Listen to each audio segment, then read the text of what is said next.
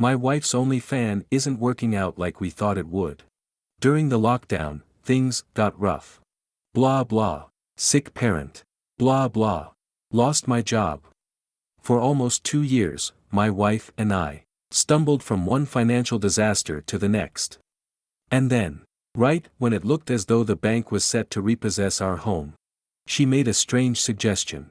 An OnlyFans account, I asked. Completely bewildered. She smiled. Yup. I think we could make some serious cash. She showed me articles about women who hit the jackpot, posting racy photos online. And these weren't your typical influencers either. They were middle-aged mothers of 2, former lawyers, desperate for a little excitement. I guess we could try it, I said. Within 3 months we'd paid off the mortgage. Seriously. We both got super into our little enterprise. After consuming countless YouTube tutorials, I had the lighting photography down pat, while my wife brainstormed ideas for costumes and themes.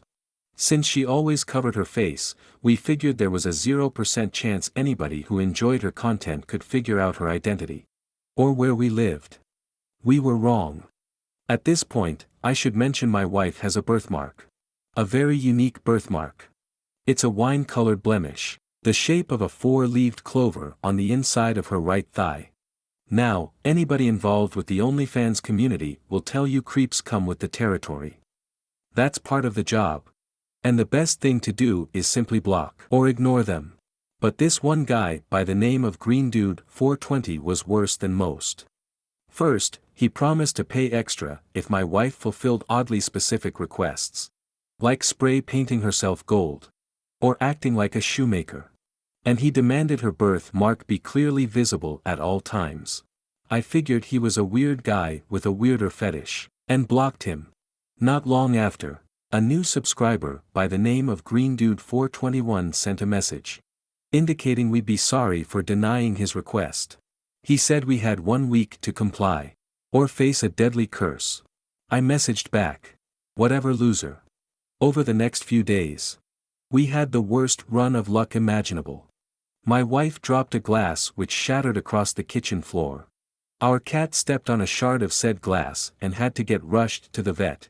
And on the drive there we were rear-ended by an elderly lady with bottleneck glasses. As if that weren't bad enough, there were endless bumps, trips, and bruises, along with a busted sewage pipe and several shattered mirrors. When our week was almost up, Green Dude 421 messaged, "Ready to oblige your #1 fan?" "Fuck off," I fired back. His immediate reply was, "Oh, what's that in the basement?" "We don't have a basement," I lied, hoping he'd lose interest. "Sure." Less than 5 seconds later, there was a sudden gust of raw air, and the basement hatch crashed open. Then, from somewhere below, a hoarse voice whispered my name. My real name. Using a broomstick, so as not to get too close, I flipped the hatch closed, and pulled a hefty table over the top. At this point, my wife wandered into the room and asked what was going on. I showed her the messages. The second she finished reading, a new one came through. "Oh shit, what's that in the attic?" There were scratching sounds from the top of the stairs. From upstairs, I heard a metal spring uncoil, followed by the sound of the attic stairs unfolding. At this point, we were both completely freaked out. I replied with, "We'll do your damn request. Just make this stop. Better act fast, I'm running out of patience." I fetched a hammer and nails from my workshop, then dragged my wife into the garage, which we'd converted into a studio. And then, as I pulled the door shut, I heard a patter of footsteps and glanced into the hall. My stomach twisted at the sight of the thing out there. It was a stumpy figure, roughly the height of a child, with a wild mess of red hair.